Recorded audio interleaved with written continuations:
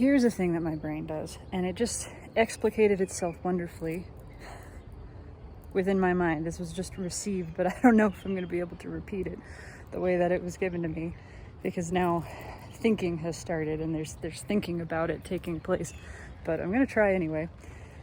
Here's a thing that I've noticed my brain does. I'm noticing more and more that the past is just a burden. This concept of past, sure, it's useful in some scenarios, and I'm not saying we do away with past altogether, because it's how we learn. It's how we apply things moving forward. We have an experience, and because of the memory of that experience, we're able to carry practical knowledge, physical knowledge, understanding. It's hard to find a word that doesn't get tangled up, but we're able to carry that forward, and that is useful in practical, day-to-day physical functioning in the realm of form.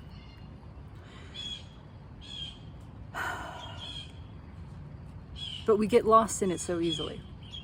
We get lost in it. The mind has this tendency, at least in my experience, and I think this is true for many, to pull us entirely into a memory, to sort of have us reliving that memory. And it instead of us just keeping our stance in the now and accessing the memory and taking only the pertinent information, it wants to fully re-embody it. It wants to recreate it, wants to relive that memory.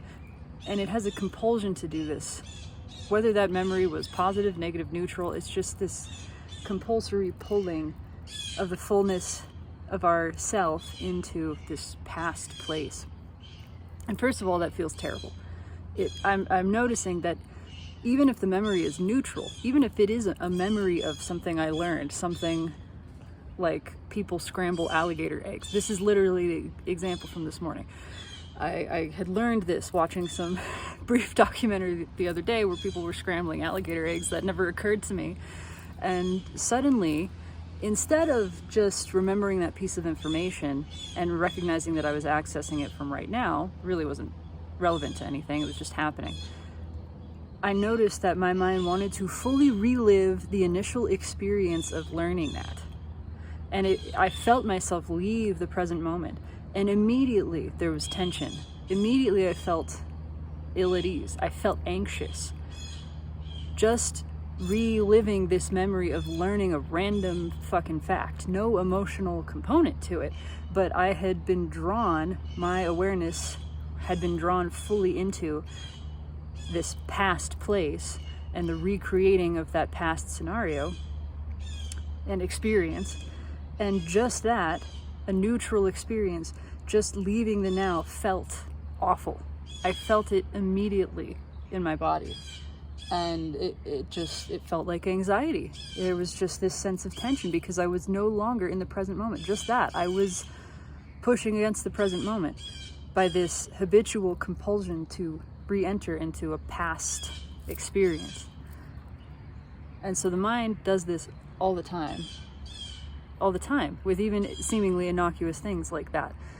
You know, instead of just someone asked me what I had for lunch yesterday, and instead of accessing the sort of bare bone factual data of, you know, what it was, I am reliving the experience of lunch yesterday, which is conceptual. Actually, it's not real. It's not real. And now I've taken myself out of the only place that is real and that exists, and put all of my life force somewhere that is not. Somewhere that is not now, somewhere that is not here. And it feels uncomfortable. I feel the tension of that.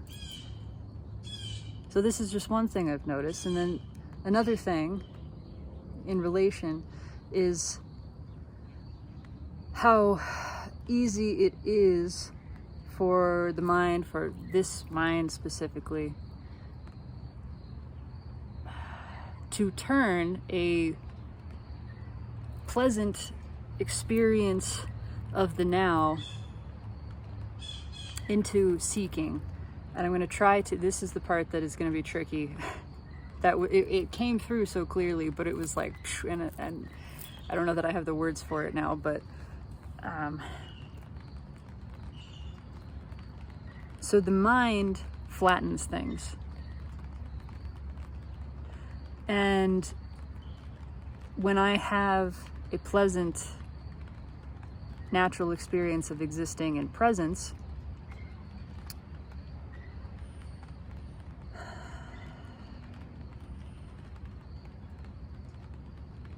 the mind wants to, so, shit, how do I even fucking say this? This is really,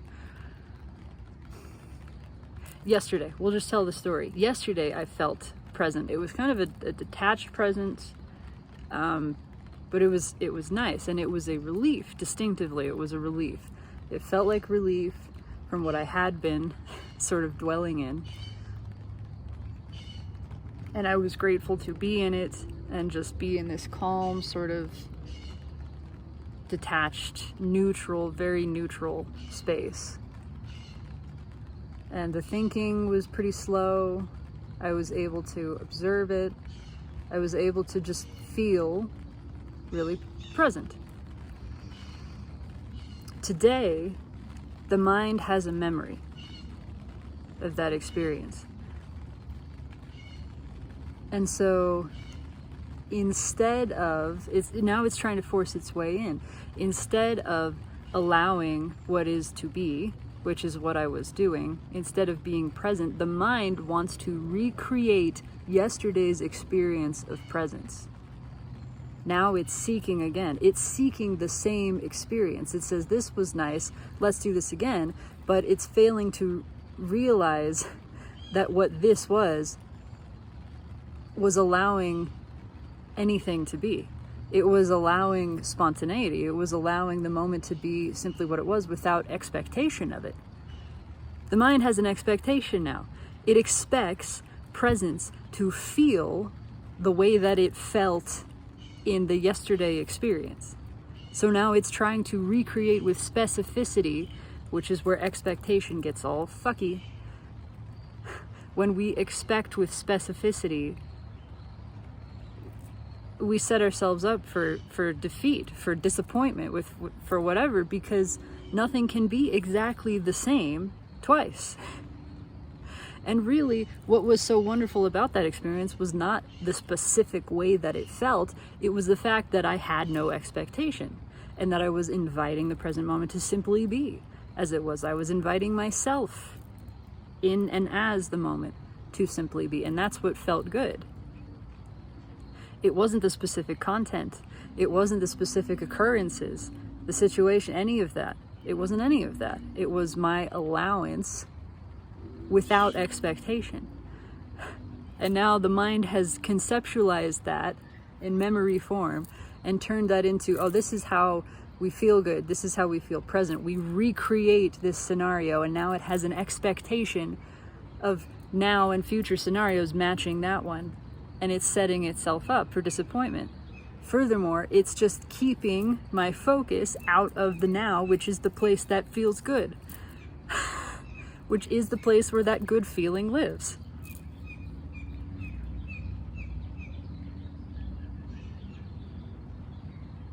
And it does this so instantaneously.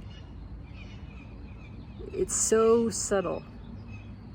And I see how in this way, so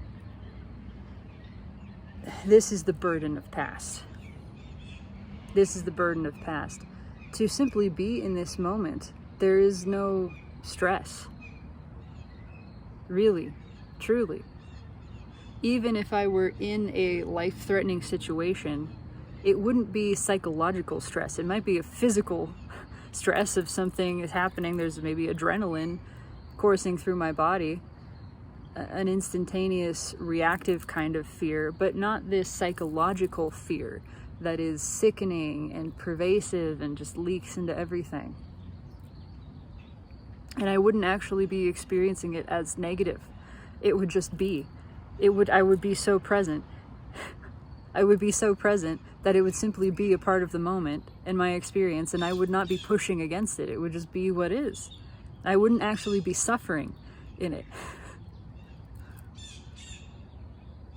The suffering comes from this psychological fear, this psychological experience of time, not the direct experience of either of those things. The direct experience of fear is not actually, it's not actually that unpleasant. It's intense. But I mean, think about being on a roller coaster. And it's maybe a difference even between like the build-up portion and actually being on the ride. The build-up portion is more uncomfortable when you're climbing the first hill and you're going up, up, up, up, up, because your mind has time to think. It's projecting into the future. It's already taking you into the place of going down the hill and probably all the different scenarios that could play out as. And that's where the severe discomfort comes from. But once you crest that hill and you are on it and you are flying down this track, twisting upside down, whatever, there's a different kind of fear, but you're entirely present and you're actually not uncomfortable. You're very probably excited in it. Some people never let themselves go there though. Some people, they stay in the balled up state and they close their eyes and they're just in this state of tension the entire time. And they're not actually even experiencing the roller coaster. They're not letting themselves feel the real present physical sensation of fear or whatever else. They're afraid to feel even that. They're just closed off to the entire experience, and that is very, very uncomfortable. But if you get to the top of that hill and you say, oh my God, this is happening, the switch flips, you become present, and then you're in it and you're having a good time. You're having a time. Maybe you wouldn't call it good, but it's not bad either. You're having this experience, and wow, what an intense and novel experience that is. And there is a pleasure in the surrender to it. That's actually where the joy comes from, is in the surrender. It's just amazing to me how quick the mind is to insert itself in everything, to just get its sticky little fingers into awareness. And I'm not blaming it. This is part of the natural evolution of things, for things to get to this point so that we develop the awareness of, oh, hey, I don't want to do that anymore. I see actually that thinking is making me sick. That departure from the now, even into something so innocuous seeming as just learning a memory of learning a piece of information, departing from the now feels bad. I don't mean like it's a bad thing. I just mean it doesn't feel good. It doesn't feel nice to do that. So now I have a choice, and it's a pretty clear choice. Do I allow the mind to pull me away from the present moment and make me feel ill? Or do I choose to stay here? And it's a practice, of course.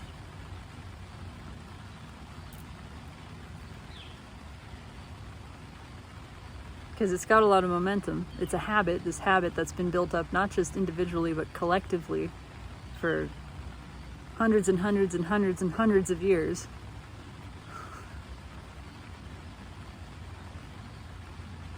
But now we get to decide and say, there is no reason for me to leave the now. And I can stay in the now and access parts of memory. I can access parts of past and future conceptualization from my place in the now without leaving it. And so I can continue using those for practical matters in daily life experience, I should say. But I'm not going to let myself be drawn into them fully anymore. I'm not going to lose myself in them. I'm going to remember where I am. and I'm going to stay here. Why? Because it feels good, and because it doesn't feel good over there. Why am I going to go over there when it doesn't feel good? There is nothing for me. I don't need to do that. I don't need to do that. So why am I going to do that? And I'm not going to try to recreate experiences. I'm going to let everything be new. That's what it's intended to be. I'm going to let every moment and every experience of the moment be fresh and new and never the same twice, because that's how this works. That's how this is designed. Nothing the same. Nothing the same. And nothing the same twice doesn't mean not good.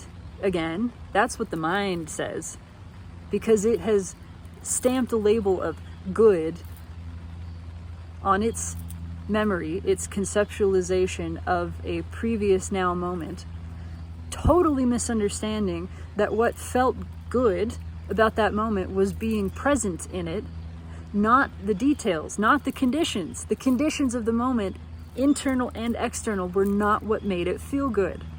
It was the openness, it was the presence to whatever conditions were, that felt good. So it's not recreatable. It's not about recreating the conditions. It's about staying open. That's how you continue to feel good. Staying open, staying aware, staying present, staying with what is, not conceptualizing it, not following the mind's judgment of good and bad and right and wrong, whatever, not going with the mind at all. The mind is crazy. The mind is crazy. It is a delusional egomaniac. And that's not a judgment against it. That's not an insult. That's just a statement of fact. Why would you follow that? It only leads to unpleasant feeling. It only leads to suffering. We can use it as a tool and then put it down. But when we become the mind, that's where it gets all fucky.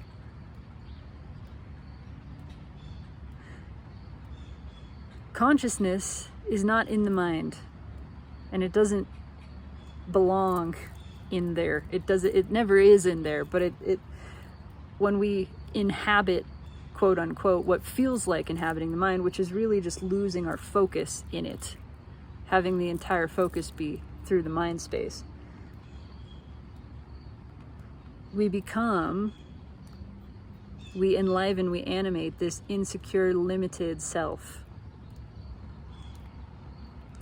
But the mind is in consciousness. Consciousness is a field.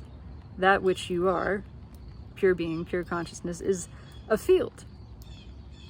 It is the field, the fabric, it's the fabric of reality. It's the fabric of all existence. Existence is conscious. This is consciousness. Everything exists within the field and is born from the field of consciousness. The brain, by itself, is just a computer. It is just an organically grown computer that consciousness, when it chooses to, can interact with. And that's pretty neat. That's pretty neat. Same thing with the body. The body is in consciousness. I've heard it stated this way, and I think it's beautiful. Many people think that the spirit is in the body. That's not actually true. The body is in the spirit. Your body is in your spirit. I think it was Jeffrey Allen. Jeffrey Allen, I heard say that. Awesome. Same thing. The brain is in consciousness. The body is in consciousness. It's in spirit. And it is consciousness that is kind of doing this puppet show. I mean, it created the puppets too. The puppets were created from it. From the essence of itself. But it's consciousness that is animating them. It is consciousness that is animating the form and having the experience of that. and just playing, just expressing itself. That's what all this is. It is just self-expression. For fun. For the good feeling of it. Literally that. For the good feeling. And all sensation is experienced. I hesitate to use the word good because it just, again, it gets confusing. But the experience of all sensation can be enjoyable when it is not resisted. And that's how consciousness, pure being and awareness is experiencing everything as enjoyable. It might not be what you call good because the mind has a concept of good, but it feels nice. There's something to appreciate about it. The sensation is appreciable. Even something like intense pain is appreciable to consciousness because it's not writhing against it. There's no judgment. There is no thinking. The mind is not involved. There is no mind of consciousness.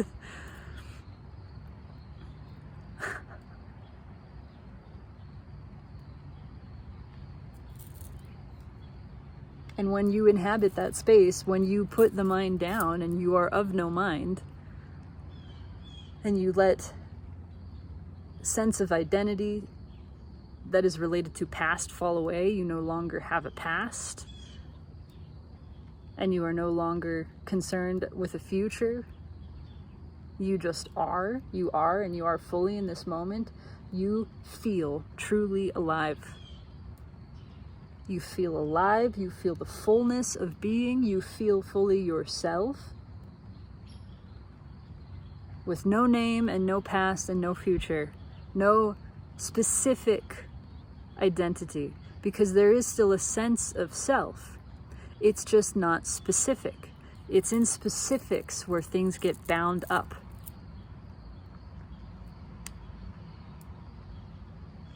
And of course, this is the world of form, the world of definition, and that's what we're playing at here, is experiencing specificity. That which is wholly undefined, having the infinite experiences of definition, of being a defined, specific self, taking a form, being the plant, being the sky, being the person.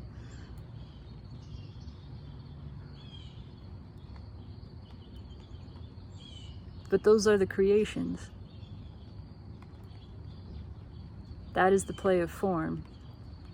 And while it is created from self, and so is of self, it is not other than self,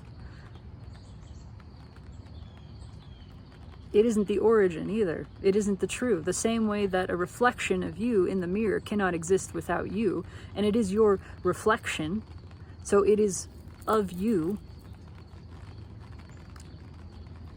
It is of yourself. It is not other than yourself that you are seeing in the mirror. That reflection is not the origin. It is not you. You are that which is being reflected. You are that which is perceiving the reflection.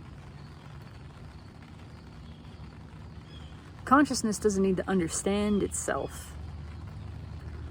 It is itself. It knows itself directly. But it is the joy of knowing itself, and I mean knowing as in intimate, direct experience. Knowing in the biblical sense. That's what that is. Intimate, direct experience. Literally feeling itself.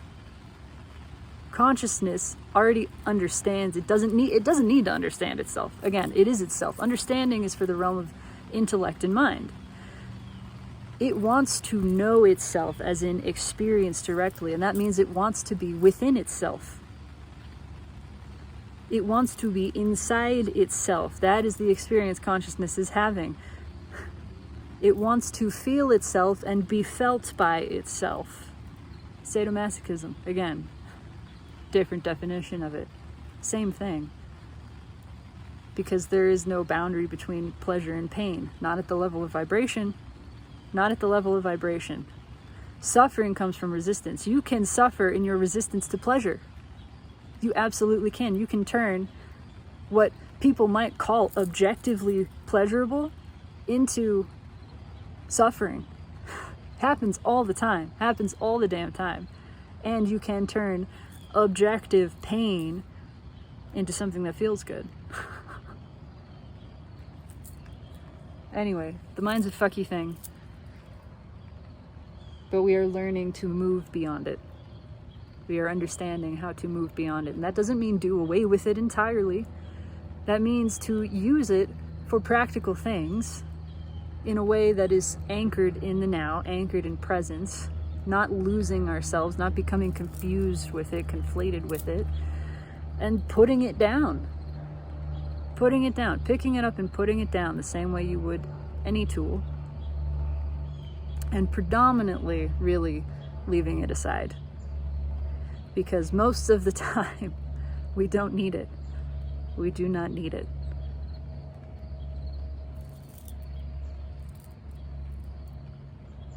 So it is.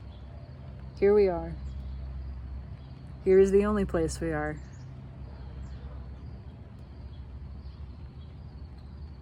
And everything here is simply divine.